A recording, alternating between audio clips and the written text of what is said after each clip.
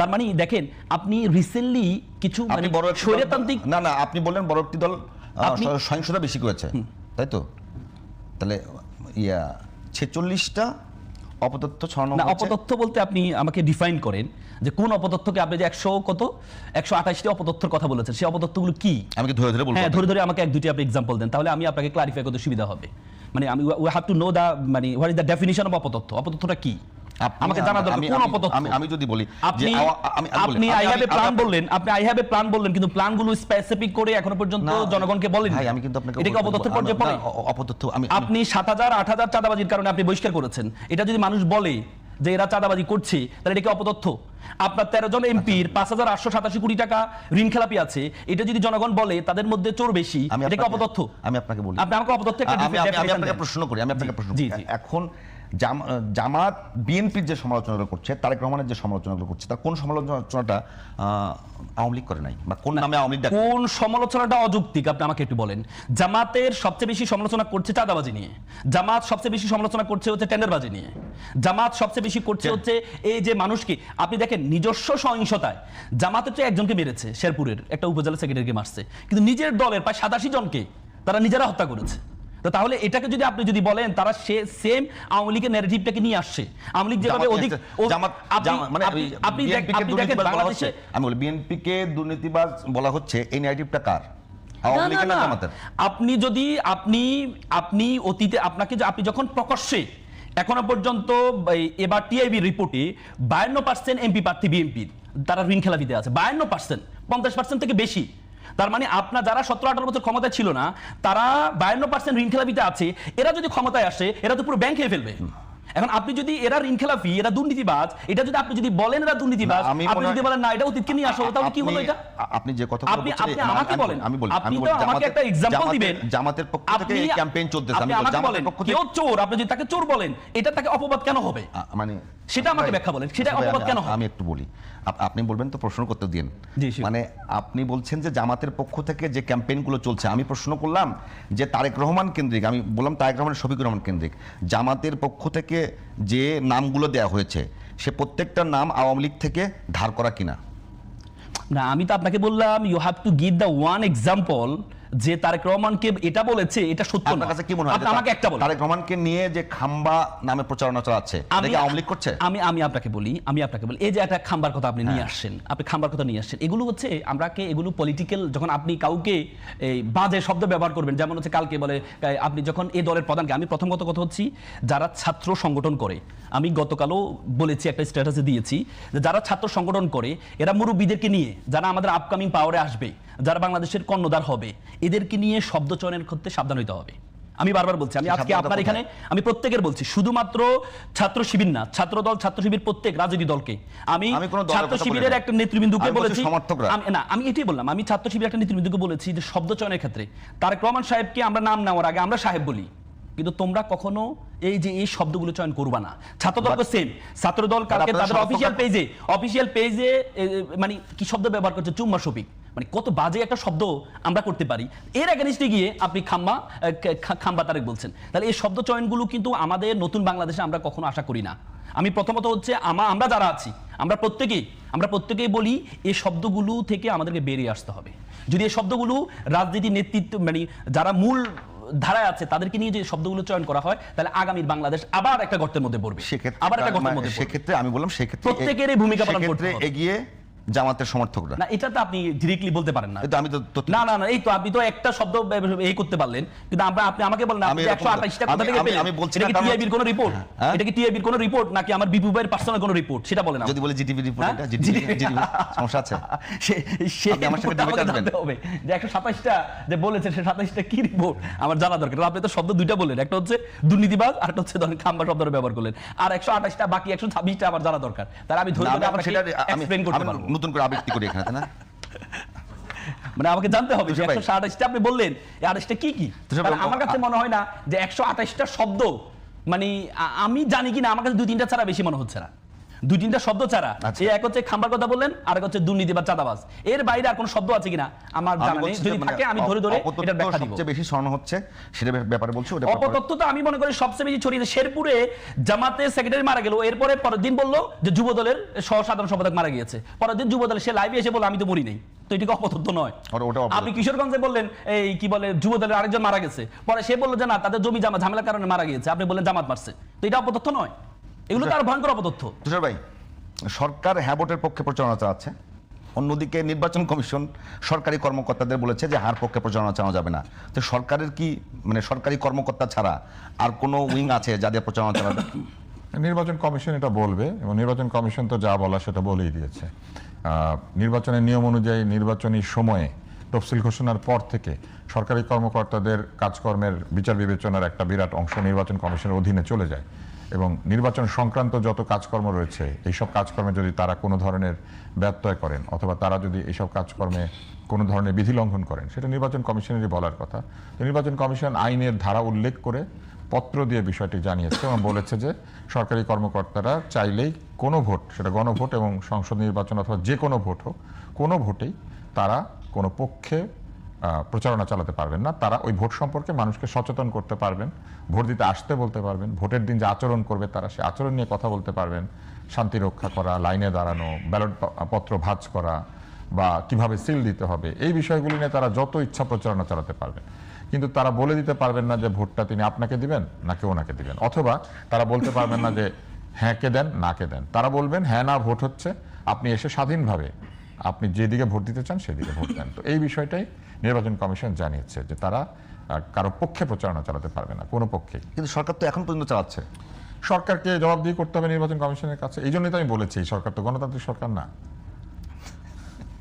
আচ্ছা, গণভোটের যে চারটা বিষয় নিয়ে গণভোটের কথা চলছে, তার মধ্যে সেই বিষয়গুলো অনেকে বলেছে যে গণভোটের বিষয়টা নিয়ে সরকার যদি বেশি ক্যাম্পেইন করতো, মানুষকে বুঝিয়ে বলতো, তাহলে গণভোটটা মানুষ বুঝতো, বিচার করতে পারতো। কিন্তু এখন পর্যন্ত ধোঁয়াশা আছে, এই ধোঁয়াশার মধ্য দিয়ে যদি কোনো কারণে হ্যাঁ পাশ করে তখন কি হবে, না পাশ করলে আপনি কি হতে পারে বলে মনে করেন?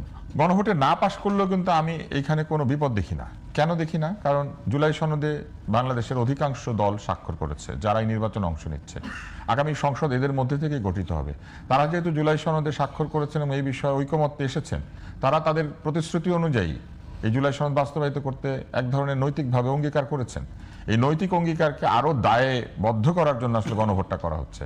কিন্তু যদি নাও বলে, কিন্তু 4 নম্বর কোশ্চেনে কিন্তু এটা বলা আছে, দলগুলি তাদের নির্বাচনী প্রতিশ্রুতি অনুযায়ী বা তাদের সিদ্ধান্ত অনুযায়ী বিভিন্ন কাজ করতে পারবেন, এবং এটাও বলা নাই যে গণভোটে না হয়ে গেলে প্রথম 3টা করতে পারবেন না, এটাও কিন্তু কোথাও বলা নাই। অতএব আমি মনে করি যে এক অর্থে গণভোট না হলেও জুলাই সনদ বাস্তবায়িত হতো বা হওয়ারই কথা, কেননা তারা সকলে এটাতে স্বাক্ষর করেছেন। এই গণভোটটার একটা বড় কারণ যেটা হয়েছে সেটা হচ্ছে যে 3 জোটের রূপরেখা করা হয়েছিল 90 সালের আন্দোলনের পরে, তখন অনেক রূপরেখার অনেক অংশ দলগুলি মানে নাই। না মানার ফলে এইবার দলগুলিকে মানানোর জন্য আলাদা একটা লিগেল ফ্রেমওয়ার্ক অর্ডিন্যান্স এলএফওতে অর্ডার, হ্যাঁ এলএফও হয়েছিল, সেখানে ডিরেক্ট বলা হয়েছিল যে এই যে এখানে যারা সংসদ সদস্য নির্বাচিত হবে, যারা নির্বাচিত হবে তাদের প্রথম 3 মাস হবে কনস্টিটিউয়েন্ট অ্যাসেম্বলি, মানে সংবিধান প্রণয়ন, গণপরিষদ যেটা সংবিধান প্রণয়ন সংবিধান তৈরি করার জন্য, এবং 3 মাসে ওনারা সংবিধানটা প্রণয়ন করে পরবর্তী জেনারেল অ্যাসেম্বলিতে চলে যাবে। না, তার আগে সরকার গঠন করতে পারবে না। না, প্রথম 3 মাস সংবিধান প্রণয়ন করতে হবে, কনস্টিটিউয়েন্ট অ্যাসেম্বলি থাকবে, জেনারেল অ্যাসেম্বলি থাকবে না। এটা তখনও হয়েছিল, এবং আপনি দেখেন পরে 71 পরে পরবর্তী যেহেতু স্বাধীনতা যুদ্ধ হলো, গঠন করতে পারবে, এইটা আমি না সরকার গঠন করতে পারবে, মানে পরবর্তীতে আপনার সরকার গঠন করে তার প্রথম কাজ হবে 3 মাসে আপনার এই করা, সংবিধান প্রণয়ন করা। এটা পরবর্তীতে আমাদের 71 পরবর্তীতে যখন স্বাধীনতা হলো, তখন কিন্তু আমাদের যে যারা পাকিস্তানে ইলেক্টেড হয়েছিল এমপি, তাদেরকে দিয়ে পরে গণপরিষদ তৈরি করা হয়েছিল এবং সংবিধান প্রণয়ন করা হয়েছিল 72-এ। বুঝছেন? এখন বিষয়টা হচ্ছে, আমি কয়েকটা বিষয় একটু ক্লারিফাই করি আপনাকে। সেটা হচ্ছে এই যে গণভোট হ্যাঁ হলে কি ক্ষতি হবে, না হলে কি ক্ষতি হবে। দেখেন গণভোট, এই যে তুষার ভাই একটা কথা বললো যে সরকার চাইলে সংবিধান পরিবর্তন করতে পারবে না, এখানে সংসদ চাইলে পরিবর্তন করতে পারে। সংসদ মানে কি? সংসদের যারা অধিকাংশ জয়লাভ করে তারা তো একটা সরকার গঠন করবে। আগে কি হতো, শেখ হাসিনা চাইলে যে কোনো সময় তার 2/3 মেজরিটি ছিল, ব্যালেন্স অফ পাওয়ার ছিল না। 39% পেয়ে আপনি আসন পেলেন 60 থেকে 70টা, আপনি 41% ভোট পেয়ে আপনি আসন পেলেন, প্রায় 2/3 মেজরিটি পেয়ে গেলেন। তার কারণে আপনার অধিক ক্ষমতা, অধিক দুর্নীতিপরায়ণ, এই যে অধিক ক্ষমতার কারণে আপনি কি করেন, সংবিধানটা পরিবর্তন করে ফেলছেন। কিন্তু এবার হ্যাঁ যদি জয়লাভ হয় তাহলে উচ্চ কক্ষ থাকবে, উচ্চ কক্ষ যদি পিআর থাকে, তাহলে পিআর থাকলে আপনি 39-এ যে সদস্য পাবেন 41-এ আপনি কয়েকজন সদস্য বেশি পাবেন।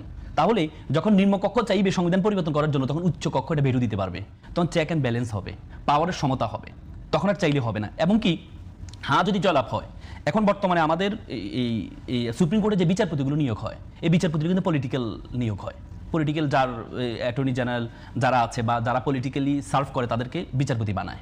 এই জন্য কিন্তু রায় দেওয়ার ক্ষেত্রে তারা সবসময় চিন্তা করে আমি বিচারপতি হব, অ্যাপ্লাই ডিভিশনে যাব। আপনি দেখেছেন শেরপুরে এই যে হত্যা মামলা আসামিদের কাছে সবগুলোকে জামিন দিয়ে দিল উচ্চ আদালত, সবগুলো আগাম জামিন পেয়ে গেল। তার মানে কি পলিটিক্যাল লিডাররা যখন দাঁড়ায় তখন তারা চিন্তা করে উনি তো পারবে আমাকে বিচারপতি বানাইতে, পলিটিক্যাল নিয়োগ। এবং কি এবার সংস্কারের মধ্যে ছিল জ্যেষ্ঠ যিনি বিচারপতি থাকবেন তিনি প্রধান বিচারপতি হবেন, সেটাতে কিন্তু বিএনপি নোট অফ ডিসেন্ট দিয়েছেন যে আমরা এটা মানি না। আপনি দেখেন এটা যদি না হয় তাহলে ক্ষতিটা কি হবে জানেন? তত্ত্বাবধায়ক সরকার বাতিল করেছিল কে? বিচারপতি খায়রুল হক। কেন? কারণ খায়রুল হক যে এই প্রক্রিয়ায় প্রধান বিচারপতি হয়েছেন, তিনি যার অধীনস্থ প্রধান বিচারপতি হয়েছে, তিনি সবসময় চিন্তা করেছেন তাকে কি করা, সে যেটা বলবে আমি সেটাই শুনবো। কিন্তু আপনি যখন জ্যেষ্ঠ বিচারপতি যখন প্রধান বিচারপতি হবে, তখন আর এই যে সরকারের উপর তার মানে অ্যাকাউন্টেবিলিটি থাকবে না, জবাবদিহিতার জায়গাটা থাকবে না, তখন সে চাইলে স্বাধীন মতামত দিতে পারবে। তো সুতরাং আপনি যদি এই প্রক্রিয়া এবং কি হ্যাঁ যদি জয়লাভ করে, তাহলে পরিবারতন্ত্র বাংলাদেশ আর থাকবে না। কিভাবে? আমরা আজকে সবসময় পরিবারতন্ত্রের বিষয়ে যিনি দলীয় প্রধান থাকবেন তিনি কি রাজনীতি প্রধানমন্ত্রী হচ্ছেন, কিন্তু এই দলীয় প্রধান রাজনীতি প্রধান হওয়ার কারণে হয় কি পরবর্তীতে আমরা অ্যাগ্রেসিভ হয়ে যাই। আমরা সবসময় চিন্তা করি আমি এই দলের প্রধানমন্ত্রী। আওয়ামী লীগ কি মনে করতো? আওয়ামী লীগের লোকজনকে সার্ভ করতো। শেখ হাসিনা মনে করতো আমি আওয়ামী লীগের প্রধানমন্ত্রী, জনগণের প্রধানমন্ত্রী না। কিন্তু আপনি দলীয় প্রধান এবং দলের প্রধান এবং প্রধানমন্ত্রী যদি ভিন্নজন হয়, তাহলে এই জিনিসটা কখনো হবে না। এই জন্য কিভাবে পরিবর্তন থাকবে না? মানে যিনি দলীয় প্রধান হবে, সাপোজ যখন তারেক রহমান সাহেব চিন্তা করেন, তারেক রহমান সাহেব চিন্তা করবে যে আমি দলের প্রধান হইতে চাই, আমি দলের প্রধান, আমি প্রধানমন্ত্রী হব। কিন্তু আপনি যখন দলের প্রধান থাকতে হবে, তখন আপনাকে প্রধানমন্ত্রী পদ ছাড়তে হবে। আমার পরিবারে যদি আরেকজনকে বানাই, আরেকজনকে করতে পারেন আপনি, মানে আরেকজনকে করতে গিয়ে আপনি এখন যে অবস্থা, যে প্যাটার্নে আপনি কি চাইলে কি পারবেন? তখন আপনাকে কি করতে হবে? আপনি আমাকে বলেন, আপনি তারেক রহমান সাহেবের এই যে পরিবার এখন বর্তমান পরিবার আছে, এই দলীয় প্রধান আসলে এটা কি আসলে কোনো ব্যারিয়ার দিয়ে ঠেকানো সম্ভব কিনা? বাংলাদেশে আমার কাছে তো যেটুকু জানি যে হাজার হাজার চেয়ারম্যান আছে, হাজার হাজার উপজেলার চেয়ারম্যান আছে যাদের মানে যোগ্যতাও নেই, শুধুমাত্র বাবার কারণে মানুষ তাদেরকে ভোট দেয়। মানুষের ভেতরে আছে এখানে।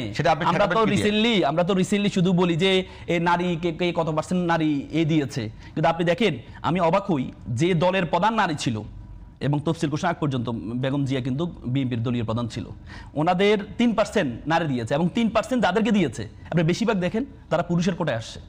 কারো হাজব্যান্ড গুম হয়েছে, ইলিয়াস আলী সাহেব ওনার ওয়াইফকে দিয়েছে, কারো ভাই গুম হয়েছে তাকে দিয়েছে। কিন্তু আপনি দেখেন আগে শেখ হাসিনা আমলে কি করতে জানেন? বদি এমপি ইলেকশন করতে পারবে না, তখন তার বউকে বলতো যে তুমি ইলেকশন করো, তোমার জামাই চালাবে, তুমি দলগুলো চায় না, ওখানকার মানুষ চায়। মানে না মানুষ চাওয়ার দরকার নেই তো, আপনি দিচ্ছেন কিভাবে? আপনি গাজীপুরে দেখেন, গাজীপুরে যে জাহাঙ্গীর ইলেকশন করতে পারছে না, তখন কি করলো? তার মাকে, বয়স্ক মানুষ দাঁড়াইতে পারে না, ওনাকে বলে যে তুমি মেয়র হও। আপনার কাছে এই জায়গা আমার দ্বিমত আছে। আমার কাছে মনে হয় যে বাংলাদেশের মানুষের মধ্যে এটা আছে, বাংলাদেশের মানুষের এটা হয়েছে কেন? অভ্যস্ত হয়ে গেছে দেখতে দেখতে যে এটাই বাস্তবতা, মানে অভ্যস্ত হয়ে গেছে, তারা জানে এটাই হচ্ছে, তারা জানে এটাই হবে, এই জন্য মানুষ অভ্যস্ত হয়ে গেছে। বুঝলেন নাই? আপনি জাহাঙ্গীরের বা মা সে মেয়র হবে, সে কথা বলতে পারে না, কিন্তু তাকে আপনি মেয়র দিলেন কেন? আপনি আলটিমেটলি এখানে পরোক্ষভাবে আপনি এখানে নারীর ক্ষমতায়ন করছেন, আপনি পুরুষের ক্ষমতায়ন করছেন, সেটাই হচ্ছে পুরুষের ক্ষমতায়ন হচ্ছে। আপনি দেখেন যে দলের যে দুই দল, বাংলাদেশের যে দুই দল, এই দুই দলের প্রধান 35 বছর ধরে নারী ছিল, সে তাদের যে ছাত্র সংগঠন, এই ছাত্র সংগঠনে এখনো পর্যন্ত একজন মেয়ে প্রধান হয়েছে ছাত্রদল এবং ছাত্রলীগের? হয় নাই, এখনো পর্যন্ত হয় নাই। অথচ আমরা নারীর ক্ষমতায়নের কথা বলি, নারীদেরকে মিছিল মিটিংয়ে নারীদেরকে আমরা ঢাল হিসেবে সামনে রাখি, কিন্তু একজনকে আমরা প্রদান করি না। এবার আবার চিন্তা করেন এই যে দুই দলের প্রধান নারী হয়েছে, ওনারাও কিন্তু কোটায় আসছেন, যেমন বেগম জিয়া আসছেন ওনার হাজবেন্ডের কোটায়, আর শেখ হাসিনা আসছেন ওনার বাবার কোটায়। কিন্তু সাধারণ সম্পাদক, এটা তো পরিবর্তন না, সাধারণ সম্পাদক আপনি এখনো দেখেন বিএনপির এ পর্যন্ত একজন নারী সাধারণ সম্পাদক হয়েছে? হয় নাই। তো তাহলে আপনি যে বলেন নারীর ক্ষমতায়ন চান, একজন এখন পর্যন্ত, সেলিনা রহমান মতো ব্যক্তি আক্ষেপ করে বলতেছি না, আমার শেষ জীবনের ইচ্ছা ছিল আমি এমপি হয়ে মারা যাব, কিন্তু আমাকে এমপি দেয় নাই। বুঝলাম না, বিএনপি সমালোচনা করতেছেন মানে জামাতের? না আমি তো সেটাই বললাম, যখন বারবার বলা হচ্ছে যে জামাত নারী প্রার্থী দেয় নাই, জামাত হচ্ছে নারী বিদ্বেষী বলা হচ্ছে, কিন্তু আমার কথা হচ্ছে আমি যে কাউকে এই অপতথ্যর কথা বলেন না একটু আগে, আমি যখন কাউকে অপতথ্যটা ছুড়বো তখন তো প্রথমে আঙুলটা তো আমার দিকে আসবে। আমি কি করছি? জামাত নারী তথ্য আমি কি করছি? এই তথ্যটা হলো অপতথ্য। না আপনি যখন কাউকে নারী বিদ্বেষী বলবেন, তখন তো আপনাকে দেখতে হবে আপনি নারী প্রধান হওয়ার পরেও, জামাত তো একটা ইসলামী দল, জামাত ইসলামিক দলে অনেক কিছু রুলস রেগুলেশন তাকে মেনটেন করে তাকে মুভ করতে হয়। জামাতের প্রত্যেকটা রাজনৈতিক দলে আলাদা প্যাটার্ন আছে। আপনি দেখেন বিএনপি কখনো বাঙালি জাতীয়তা বিশ্বাসী না, বাংলাদেশ জাতীয়তা বিশ্বাসী। যারা কমিউনিস্ট তারা ক্যাপিটালিজমে বিশ্বাসী না। আপনি যদি বিএনপির মতো করে জামাতকে চিন্তা করেন হবে না, জামাতকে আবার বিএনপিকে জামাতের মতো করে চিন্তা করলে হবে না। জামাতের প্যাটার্নটা ভিন্ন। জামাতের হচ্ছে মহিলা উইং আলাদা, মহিলা উইং এর প্রধান সে সরাসরি মহিলা হইতে পারে। ছাত্রী সংস্থা আপনি চিন্তা করেন শিবির আলাদা, ছাত্রী সংস্থা আলাদা, তাদের সরাসরি ছাত্রী সংস্থার প্রধান ছাত্রী হতে পারছে। কিন্তু আপনার ছাত্রদল ছাত্রলীগে কি দেখেন, ছাত্রদল শব্দটা হচ্ছে ছাত্র, ছাত্র তো কমন জেন্ডার না। ছাত্র কি কমন জেন্ডার? ছাত্র তো কমন জেন্ডার। একটা ছাত্রী যখন ছাত্রদল করতে হয় তখন আমাকে বলতে হয় আমি ছাত্র দলের কর্মী। কেন? আপনি তো ছাত্রী দলের কর্মী হওয়ার কথা, কারণ ছাত্র তো কমন জেন্ডার না। কিন্তু এটা নিয়ে আমরা কোনো কথা বলি না। আমরা কথা বলি কেন জামাতের প্রধান মহিলা হইতে পারবে না। এটা তো শরীয়তের বিধান। কারণ শরীয়তের একটা বিধান হচ্ছে যিনি রাষ্ট্রপ্রধান হবে তিনি ইমাম হবেন, রাষ্ট্রের ইমাম হবেন। মানে যেমন যিনি রাষ্ট্রপ্রধান হবেন তিনি বাইতুল মুকাররমের ইমাম হবেন, শুধুমাত্র রাষ্ট্রপ্রধান। শুধুমাত্র ওই যে নারীকে প্রধান বানাতে শরীয়ত মানা খুব জরুরি, অন্য জায়গায় না। সব ক্ষেত্রে আপনার কাছে পরে সব ক্ষেত্রে মানতে হবে। ভাই আমরা অন্য একটা বিষয়ে কথা বলি যে যে কোনো নির্বাচনে আইন শৃঙ্খলা বাহিনী বিষয়ে কথা বলি। বলেন, আমি একটা প্রশ্ন যুক্ত করে দিই, এটা একটু অ্যাড করেন যে আইন শৃঙ্খলা বাহিনী নির্বাচনের জন্য অত্যন্ত গুরুত্বপূর্ণ। এখন 5 আগস্টের মধ্যে বিভিন্ন কর্মকাণ্ডের জন্য কিংবা ফেসিবাদের আমলে কর্মকাণ্ডের জন্য আইন শৃঙ্খলা বাহিনীর অনেকের বিচার চলছে। এইটা কি আগামী নির্বাচনে আইন শৃঙ্খলা বাহিনীর সদস্যদের মধ্যে মনোজগতে বড় ধরনের কোনো প্রভাব ফেলতে পারে কিনা? একটা প্রভাব তো থাকবেই, যে ক্ষমতায় যে আসবে সে আবার তাদের বিচার করে কিনা কোনো কারণে। এই প্রভাব তো, এই প্রশ্ন তো সবসময় থাকবে। কেননা এই বাহিনীকে তো সরকারের আদেশ মেনেই চলতে হয়। বাহিনী তো আর সংসদের আদেশ মেনে চলে না, সরকারের আদেশ মানে। বিরোধী দলের সেখানে কোনো ভূমিকা নেই, মানে কখনোই থাকবে না, এটা থাকা সম্ভব না। প্রত্যেকটা ডিসিশনের আগে আপনি বিরোধী দলের সাথে আলোচনা করবেন, তো এটা তো হয় না। এবং আইন শৃঙ্খলার ক্ষেত্রে কারো আদেশই শোনার কথা না, আইন মেনে আদেশ হওয়ার কথা। কিন্তু দেখা যায় যে সরকারের আদেশে তারা মানবেন, কারণ আইনে এটাই আছে, হুকুমের তারা পালনকারী। হুকুম যা দিবে সেটা পালন করতে হবে, প্রশ্নও করা যাবে না। কিন্তু তাদের কিন্তু প্রশ্ন করার রাইট নাই। তাই তো আগেও তাই করেছে তারা। হ্যাঁ, আগেও করেছে, সবসময় করেছে, ভবিষ্যতেও যদি করতে হয় সেটাই করবে। তাদের আইন যেভাবে তাদেরকে নির্ধারণ করে দেওয়া হয়েছে তারা তো তার মধ্যেই পরিচালিত হবে। তো অতএব এইখানে যদি আপনি জিজ্ঞেস করেন যে তারা কি ঠিকমতো পরিচালনা করতে পারবে কিনা, এইখানে প্রশ্নটা কিন্তু কার বিরুদ্ধে চলে যায়? প্রশ্নটা চলে যায় এই সরকারের বিরুদ্ধে, যে সরকার এখন তাদেরকে পরিচালনা করছেন। তাহলে তাদের আদেশ নির্দেশ ভালো হইলে তারা ঠিকমতো দায়িত্ব পালন করবে এবং তারা ভয় পাবে না। আর তাদের আদেশ নির্দেশের মধ্যে যদি পক্ষপাতমূলক আদেশ থাকে, যে আদেশের জন্য ভবিষ্যতে তাদের সাজা হইতে পারে, তাহলে তারা মনোবলের দৃঢ়তা হারাবে।